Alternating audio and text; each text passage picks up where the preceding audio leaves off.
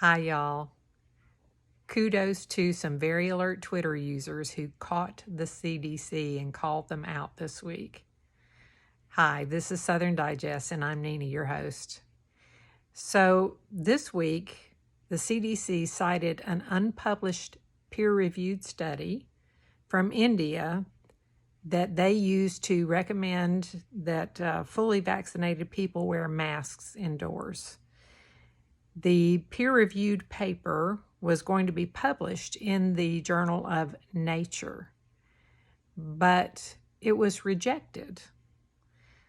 Twitter users found this out by looking at an archived page of the study on Research Square, which is where you can put unpublished papers for review, peer review, and it was showed on July 9th as being marked rejected. It had the word reject on it through the evening of July 26th. The reject status and the peer review notes disappeared sometime as of the morning of July 27th. And then suddenly it was marked posted, suggesting that the paper had been accepted. But the Twitter users noticed this and cried foul, and it was changed again because of their outcry. This time it read revised, and the review notes were restored.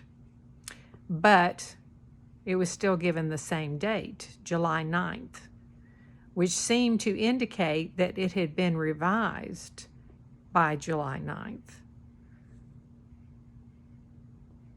I don't know. I don't think so. The CDC said that the problem was a bug in a user interface error. But the CDC had also said that fully vaccinated people have the same viral load as unvaccinated people, which means that they can spread the virus too. India have just approved the Moderna vaccine last week, so it's not in wide use there, and no other U.S. vaccines are being used in India. So this study wasn't even done with any of the U.S. vaccines. So I'm wondering why they're citing it.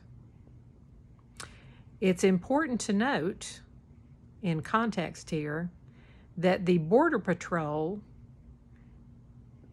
recorded that there was a 900% increase in border crossers who tested positive for COVID. According to Brian Hastings, the Border Patrol chief in the Rio Grande Valley, he also said that 40 of his agents had tested positive for COVID. COVID border crossers were being released to Catholic Charities of the Rio Grande Valley, and they put them up in a hotel, which they rented the entire hotel in La Jolla, Texas for that. And I got to hand it to Catholic Charities for having some compassion for people coming that far who were sick.